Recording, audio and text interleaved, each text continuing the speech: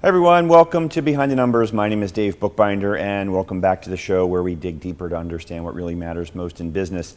Got a really interesting one for you today, gang. We're going to be talking about leadership, entrepreneurship, and maybe even a little bit about skincare. And I am pleased to welcome Kelley Thornton, who is the CEO and founder of Tiege Hanley. Hey Kelley, welcome to Behind the Numbers. Good morning. How are you, Dave? I'm great. How are you, my friend? Yeah, you look fantastic. Let's Yeah. talk about skincare. Well, yeah, I know that you say that to all the hosts, but I'm going to take it anyway. So thank you very much for that. I appreciate that. Kelley, why don't you introduce yourself to the audience? Tell them a little bit about who you are and a little bit about Tiege Hanley. Yeah, I'm a serial entrepreneur. I'm a little older in my career, in my mid 50s. I live in Chicago, born and raised on the East Coast in Maryland, and I started a company and had a company in early days in high school and college.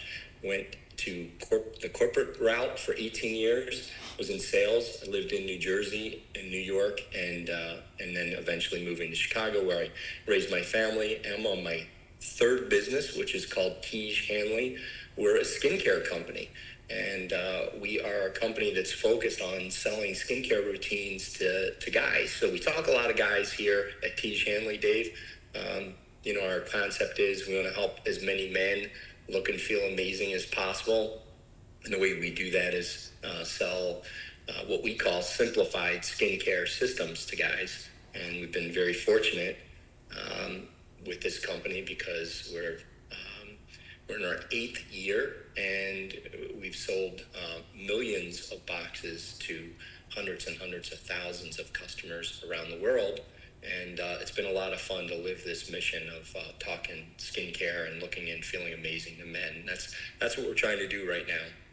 Got you. And look, certainly guys need help with that. And we're going to talk about that a little bit later on in the program. But I want to talk a little bit about you first in the business before we get into the actual skincare for guys. Talk a little bit about what inspired you, serial entrepreneur and of all things to do, skincare. And I poked around the website, and you and I have chatted before we come on the air, of course. It seems like skincare or skin cancer is a key driver and maybe what started your business. Is that right, Kelley? Yeah, we very much leaned in from day one into the concept of helping guys protect their skin against skin cancer. So we have several SPF sun protection products, FDA sun protection products in our portfolio. The concept is that we're putting a moisturizer. We want guys to put a moisturizer on as part of their simple skincare routine.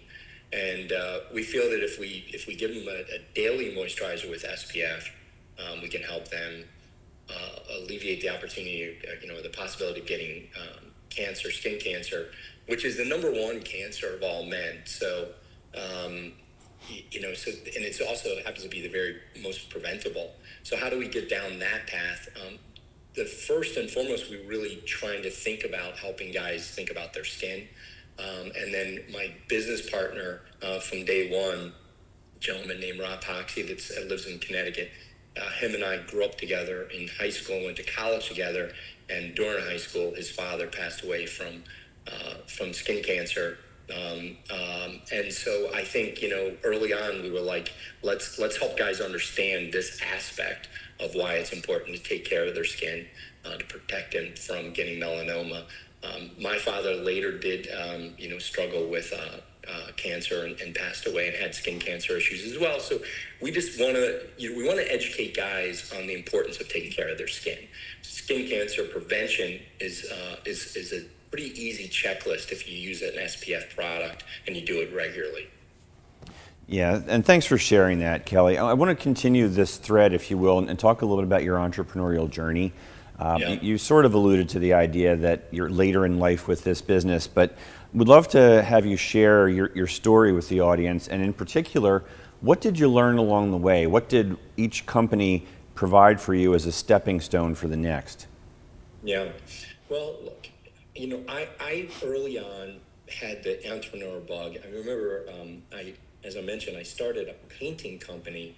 I didn't realize how lucky I was to learn the things early on about hiring people, you know, being responsible, managing kind of a P&L, being responsible for scheduling and planning and the financial aspects of business. I did that in high school and in college. I had a lot of success from the financial benefits of that business. I was able to pay for the majority of my college. I was able to graduate debt-free. I was able to, start early on in my career with a little bit of cash in my pocket, allowed me to buy my first home in downtown Chicago. So those were all things that were, really inspiring and helpful to me early on. I immediately went into a corporate career right out of school. And it was really, it was driven kind of my desire to learn more about business.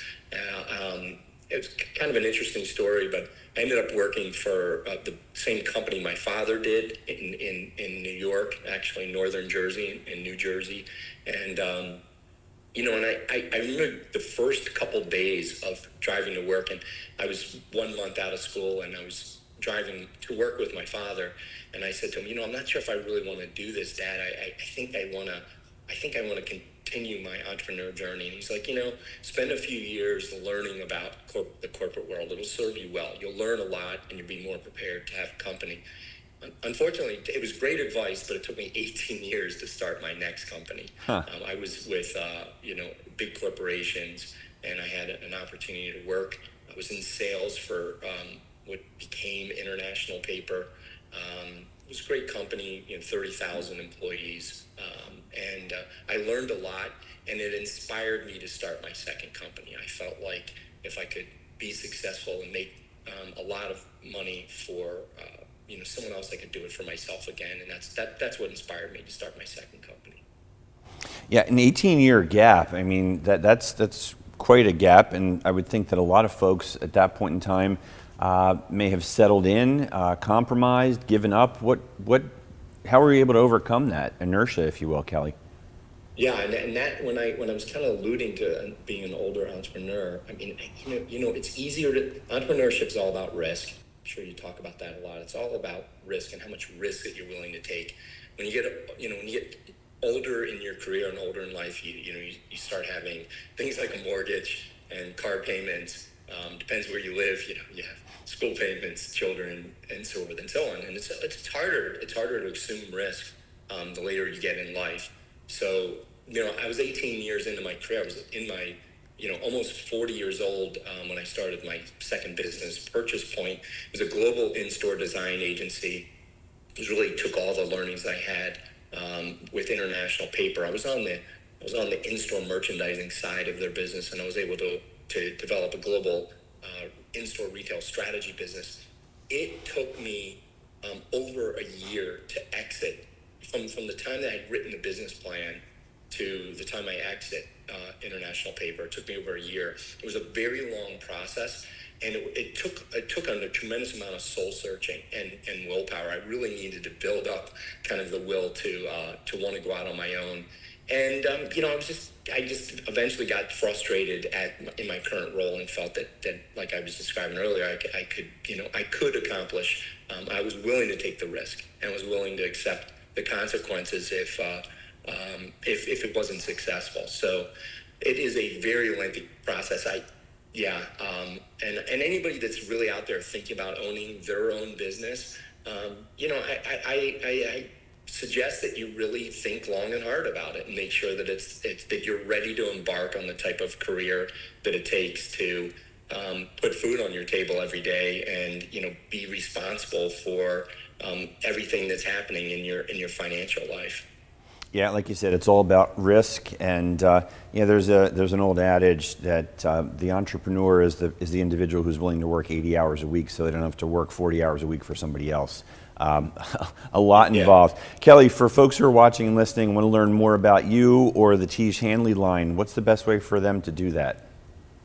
Yeah, I mean, we have outstanding products. Our products are incredible quality. We design them ourselves internally, and they're all available at tiege.com, tiege.com.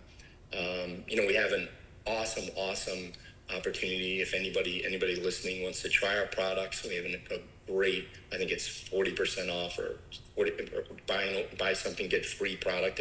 If you go to Behind the Numbers, in Tiege.com/Behind the Numbers. There's a great opportunity there for people to try our products.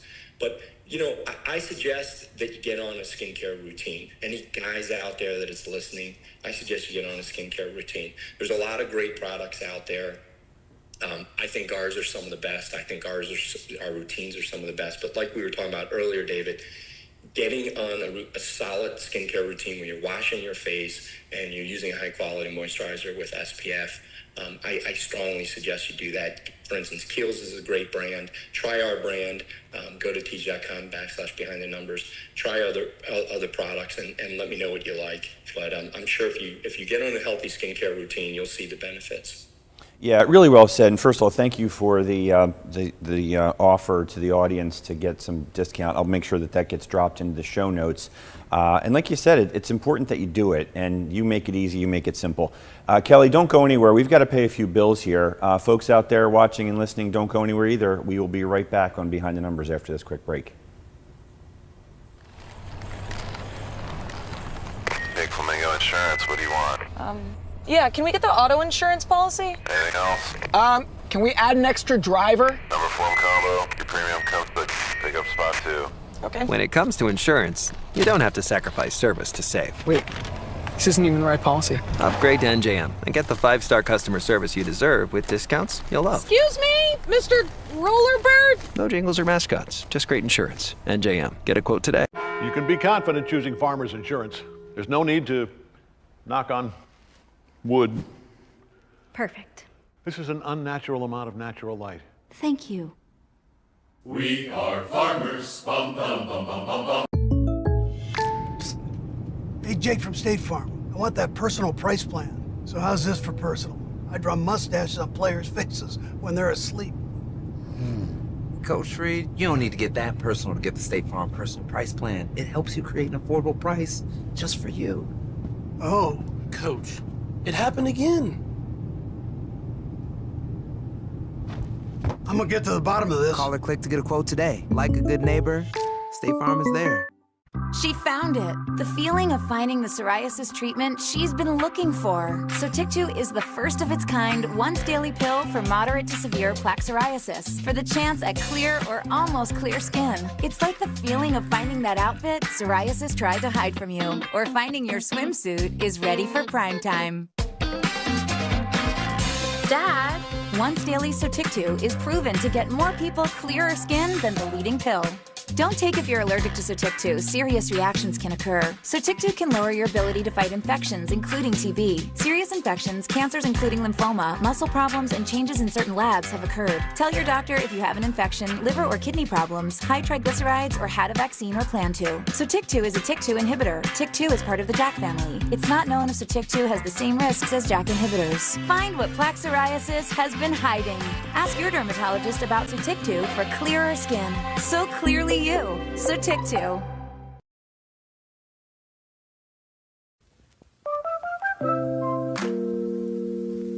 Hi, my name is Dave, and I am Metro. Hi, I'm Andrea. I am Metro.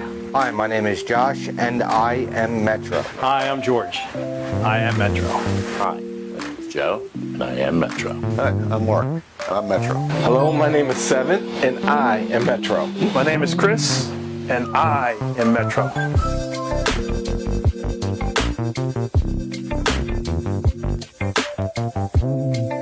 I am Michael Barretto, President and Founder of Metropolis Passenger Logistics, and we are Metro.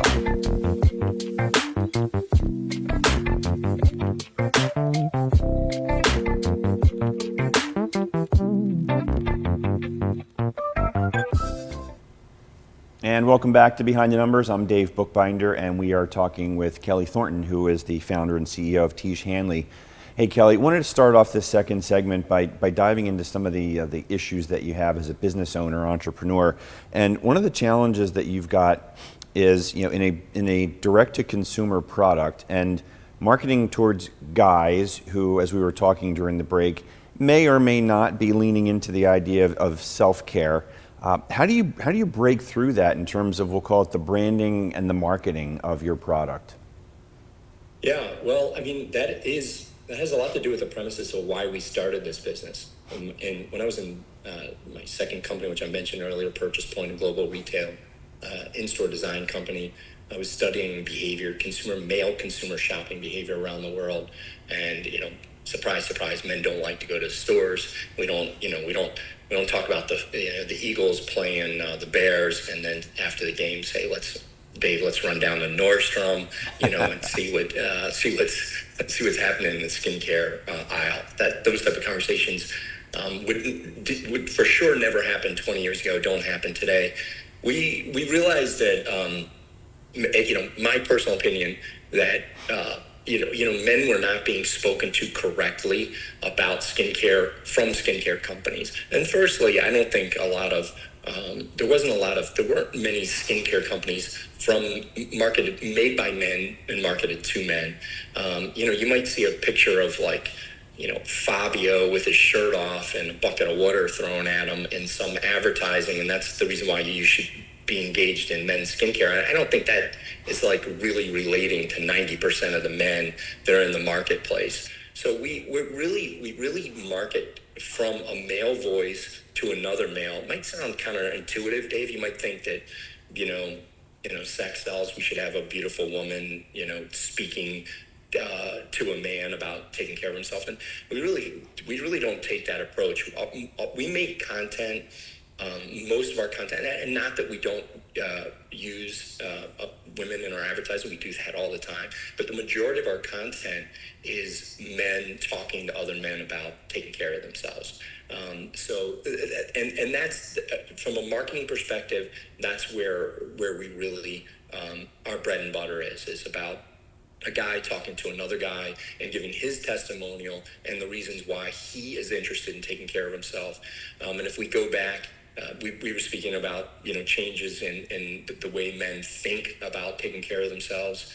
I wasn't a guy that, would kind of embarrassing, 25 years ago to order a salad at lunch when everybody was having hamburgers and hot dogs and I think these norms have changed. So I think there's a lot of acceptance around men talking to each other about why it's important to take care of themselves. And that's the vein that we've tapped into. Yeah, and I think you're right. And as we were talking during the break, I think you're definitely riding the wave on that. Earlier in my career, I almost could care less and was using over-the-counter stuff and didn't even pay attention to it, even SPF. So now I'm a little bit more aware of that, and really looking forward to giving your products a sample as well. I want to talk to you about your role as CEO, Kelley. Leadership, culture, and you mentioned earlier on in your conversation about the challenges around hiring people. How important is it to you as a leader to establish the culture at the top of the organization? Culture is incredibly important in companies, and it's very hard to define.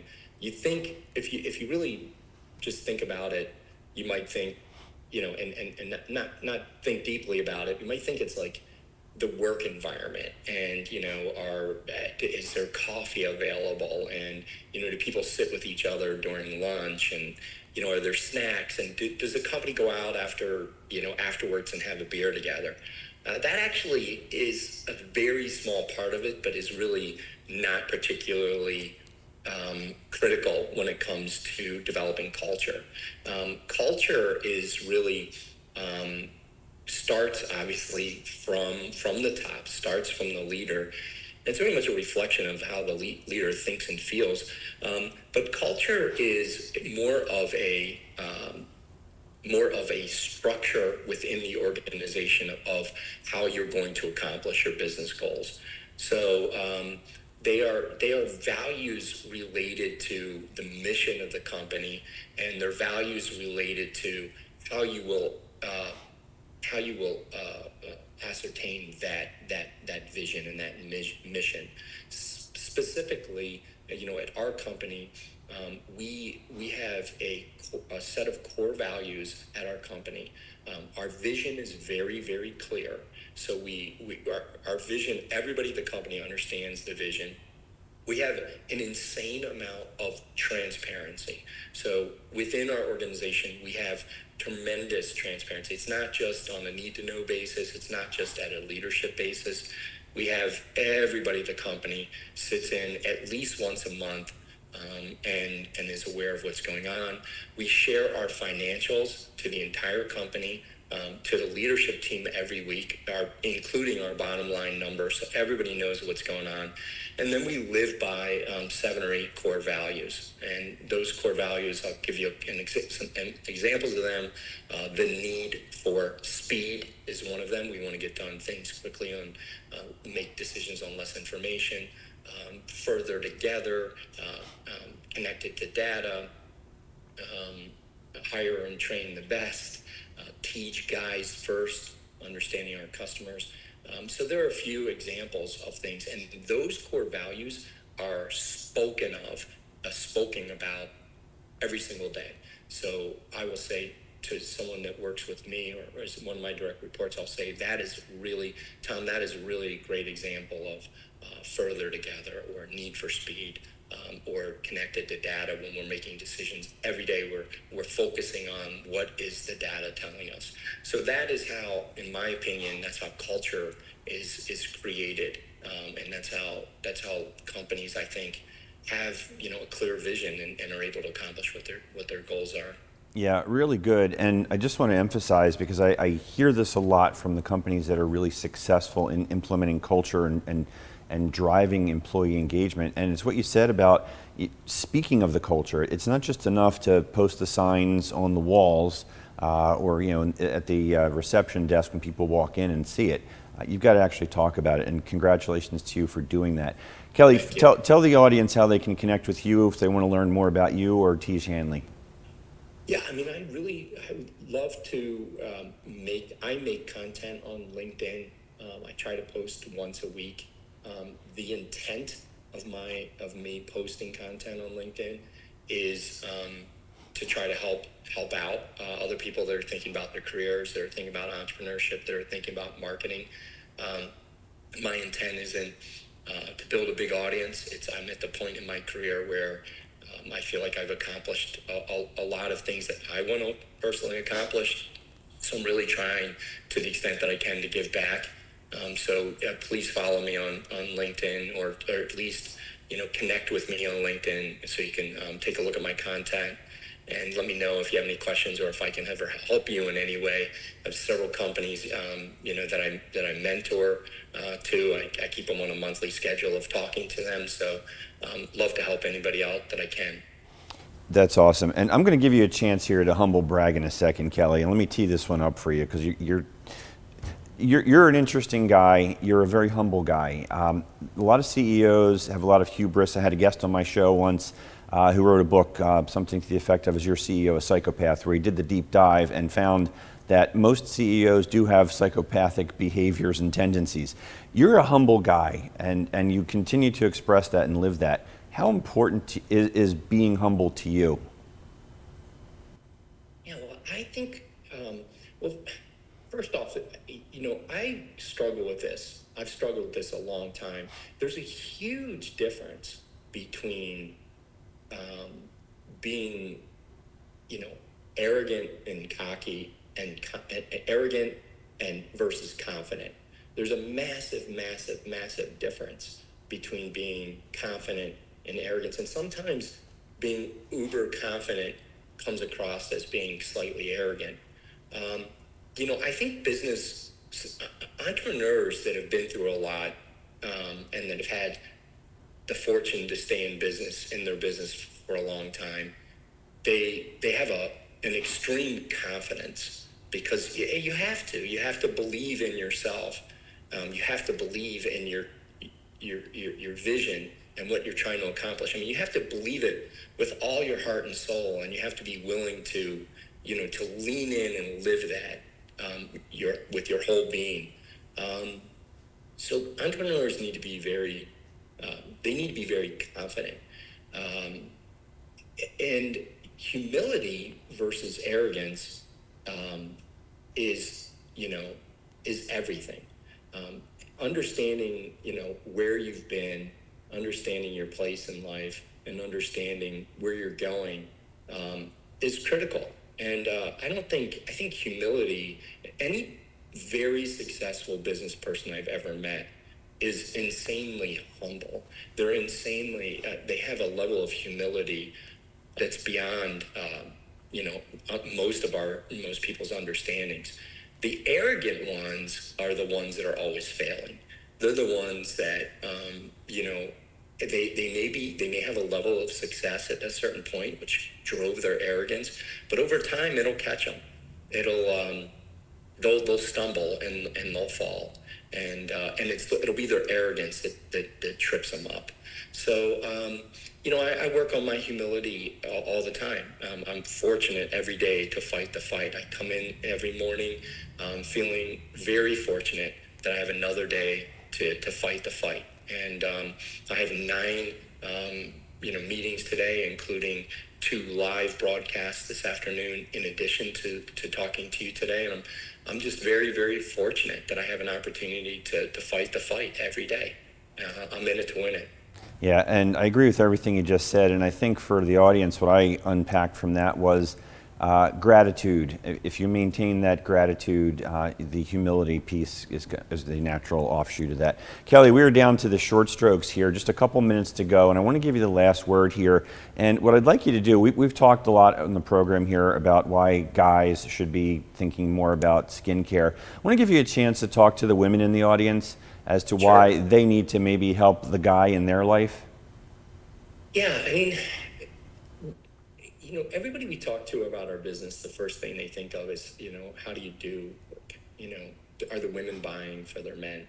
And, and our spouses, our significant others, and the ladies in our lives play a critical role on helping a guy think about taking care of himself. And the overarching thing that we're trying to hit on is that it's really important for a guy to take care of himself, generally speaking, right? The reason why we believe that is we want great men.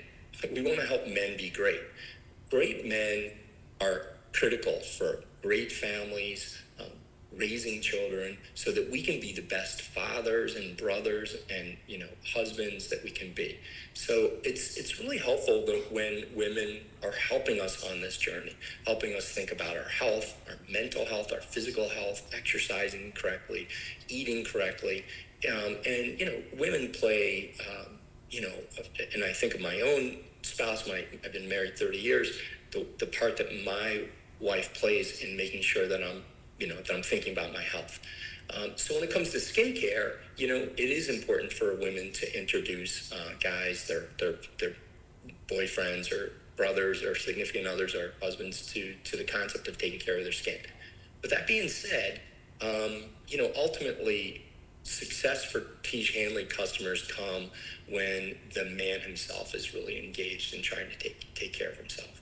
So it's the women that can facilitate it. They could actually put the product in the guy's hands, and I strongly recommend that all the ladies that are listening to your podcast, your show, think about how they can help their men take care of themselves. Just a simple thing about going to the doctors regularly is insanely important for men.